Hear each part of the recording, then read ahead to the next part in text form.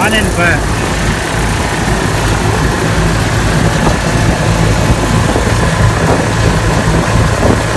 not really cool.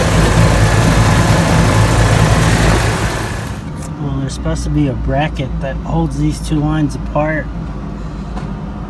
and it looks like it's been rubbing for a while. Don't know where that bracket is, but looks like there's a tiny leak right there. Still holding pressure, so I might be able to recover some, whatever is left in it, because this unit holds like 28 pounds of R22. So let's see. I don't know what it is, but lately I've been finding several leaks, tiny leaks at that, but I wouldn't say it's a good thing at all. But this it's supposed to have a bracket. You can see the one of the pieces is still on that line, but obviously where it rubbed out, if I can get it to, maybe I'll zoom on. That's a leak right there. Let's get some more focus.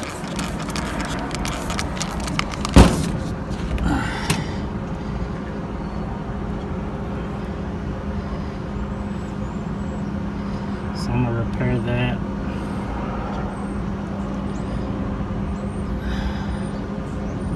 Let's see if I can pull a vacuum and charge it back up. Hopefully I'll recover what's left. Hopefully we didn't lose too much. Been ready to recover. Put in that new filter dryer to protect your refrigerant and the machine itself. So we'll get that done and start recovering.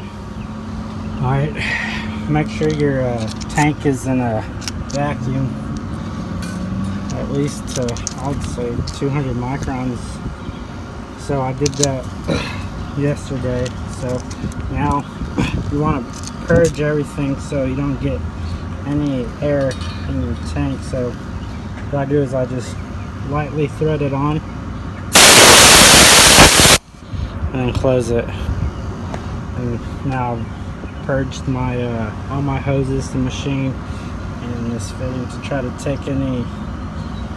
keep any non-condensables out. So now I can flip the tank over, turn my weight, and still need to run power to my recovery machine and start to recover. We'll see how much we take out. Yeah, another thing, I usually flip my tank out. It might make a little bit of difference, but that's what Appion recommends. So I'll go ahead and flip it over and turn it on and start to recover. Alright, got my little cheater cord. Make sure you check that you don't have higher voltage than 120, because it will fry your machine. I've fried a vacuum cleaner like that because of course I didn't check, and I had a wild leg reading 208, and it turned on and it was running pretty great for the first 10 seconds, and then I saw smoke. So always check. Alright, got my valves open, got my weight tared. Okay, I'm gonna go ahead and open this tank and then sit on the machine.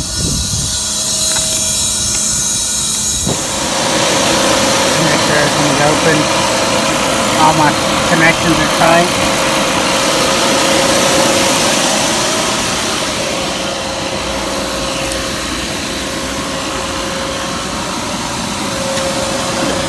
We'll see how much we pull out. I'll stop it before it reaches fire. Yeah, it does. Might buy a police station.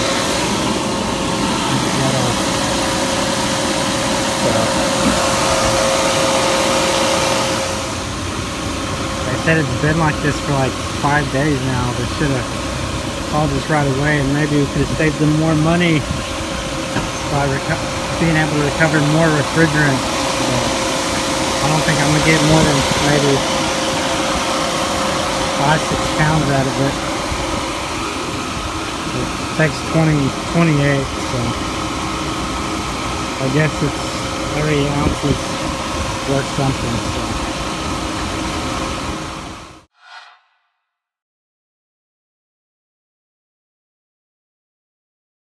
Around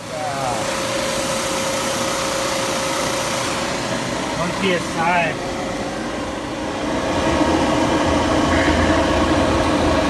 You can kind of see the refrigerant boiling out of the oil. I don't know how well you can see that, but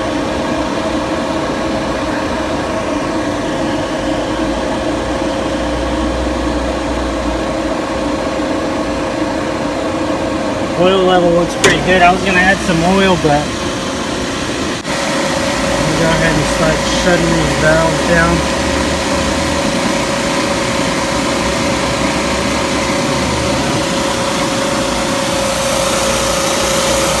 Too bad.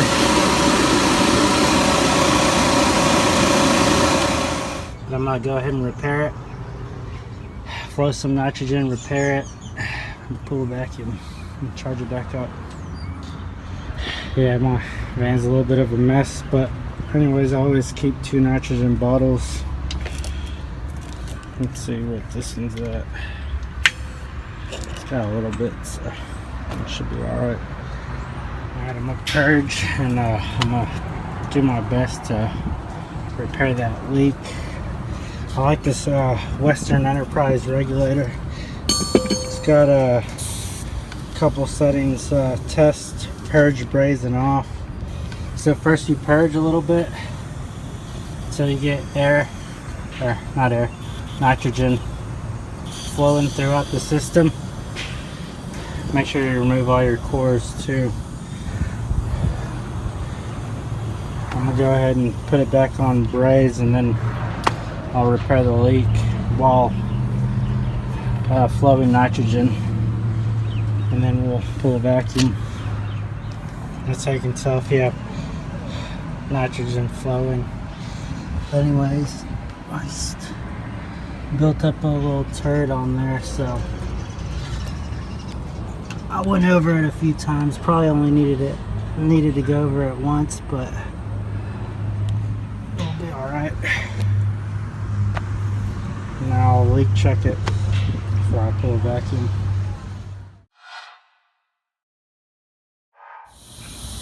I had to switch out my nitrogen, but it's taking a little bit, but we're getting there. I'm gonna stop around 150.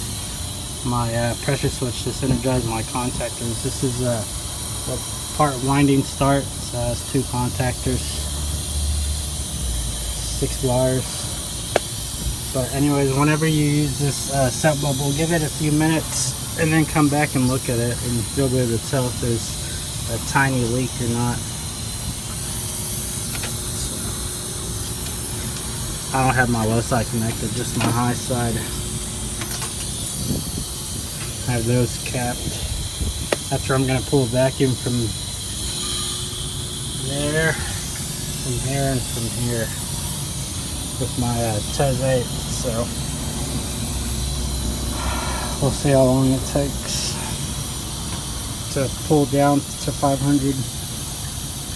Then I'm going to hold it under for at least 20 minutes before I add any charge. But it should be fairly dry.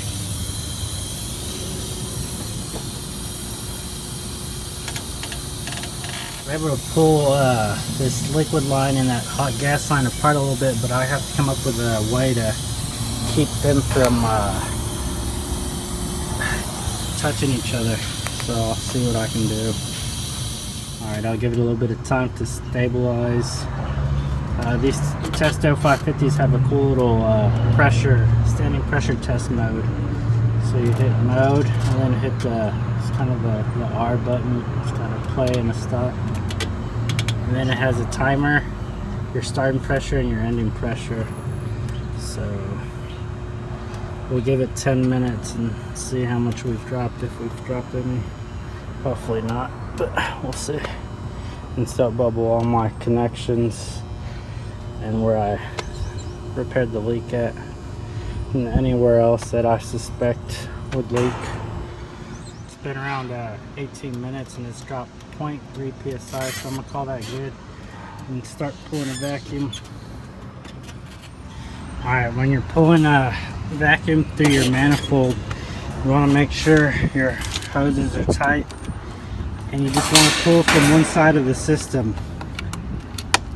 So just go ahead and connect the middle hose from your gauges, and just pull from the high side, and just 20 minutes, and it should be in a good deep vacuum.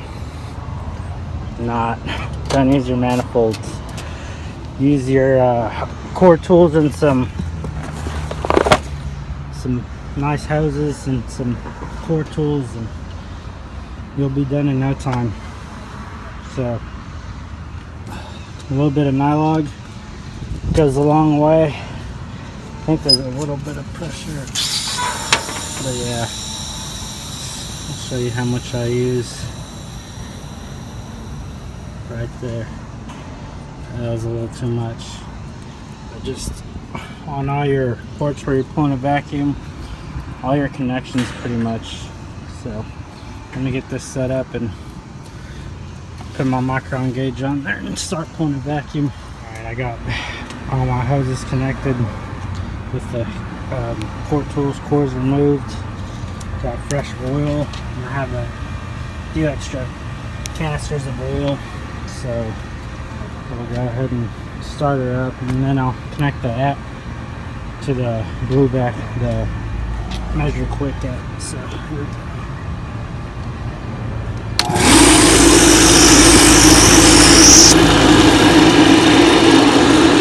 gonna slowly open my pores.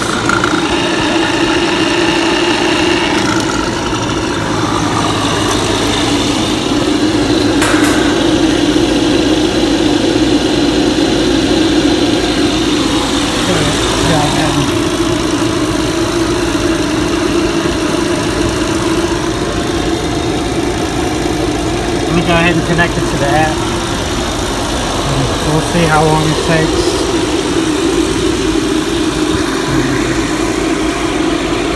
Checked over 303.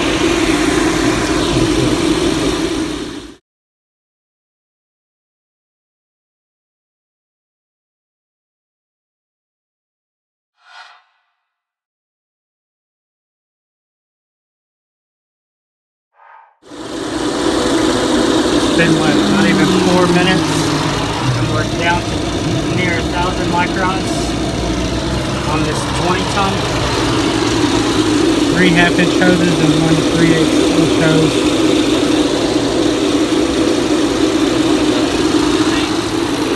Oil's still good, pretty good. Check out, you can see,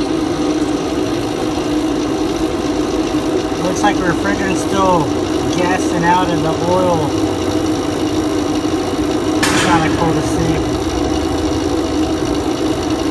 So that's why my I reached about 1100, then it started going back up and down. So it's gonna take a little bit. We'll get there.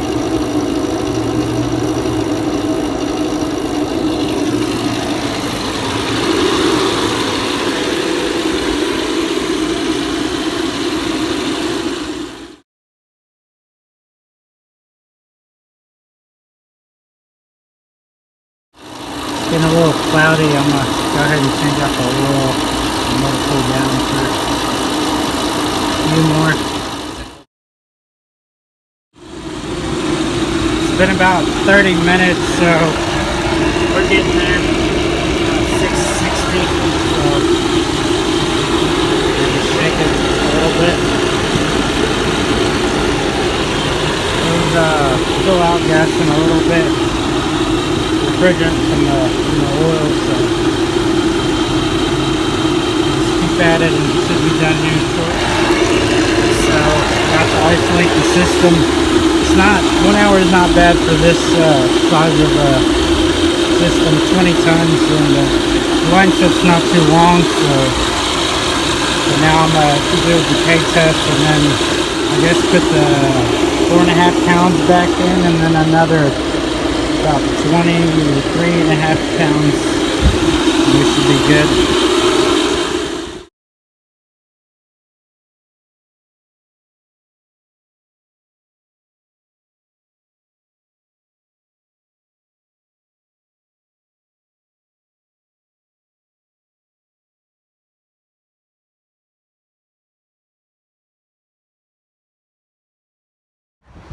Alright, that took a little bit longer, but it's very important to pull a good vacuum. So it took about a little over an hour to get it down and hold it under 500 for about 30 minutes and then do a decay test. And now I went ahead and put what I had recovered before.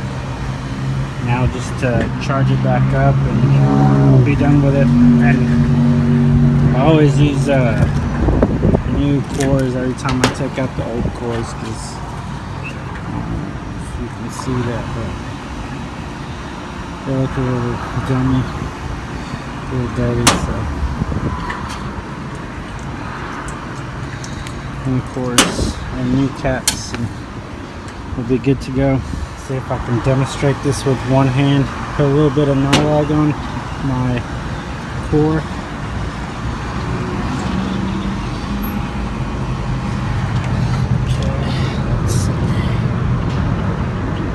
Two hands, so I think I got it. Right. Make sure the valve is closed. Unscrew your hose. Okay.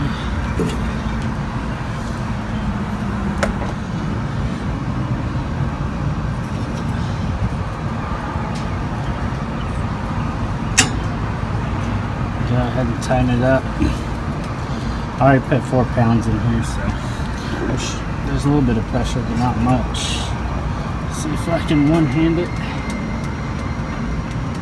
until it's snug.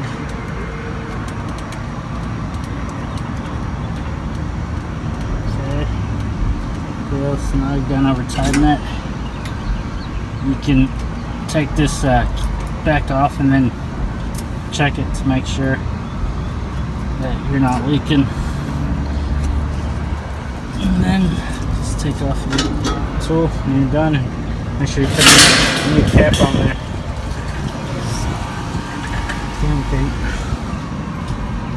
Alright, I'm gonna go ahead and add the rest of the charge, so go ahead and tear it. I already put 4 pounds in there, so 24 more pounds. Let's tear it again. Put charge, 24 pounds, enter. Okay, that tears it. Now just add to the high side. Open up the valve. So yeah, you want to add most of the charge to the high side, and then you have to throttle it into the low side, as to not to damage your valves or displace a lot of your oil. Bad stuff can happen if you put nothing but liquid straight through your compressor, so I'll meter it. Hopefully this one's done. I'm going to go ahead and order that bracket that holds these two lines away from each other. I was able to kind of maneuver them so they're not touching each other, but stupid bracket, it was actually sitting right here. So now it won't rub through, so I don't have to wear it now. Good stuff. Just gotta finish charging it and we'll be good to go. About 90 degrees outside.